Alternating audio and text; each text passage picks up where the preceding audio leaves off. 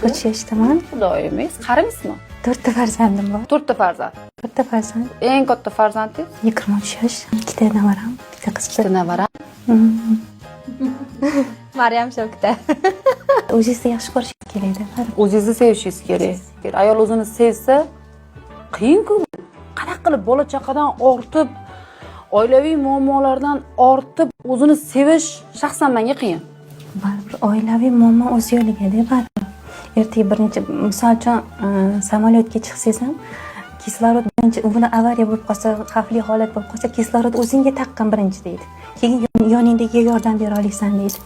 O'shaning uchun ham birinchi o'zingizni yaxshi ko'ring, keyin farzandlaringizga yordam bera olasizda. O'zingiz sog'lom bo'lsangiz, o'zingiz tetik yursangiz, atrofingizga keyin yordam bera olasiz.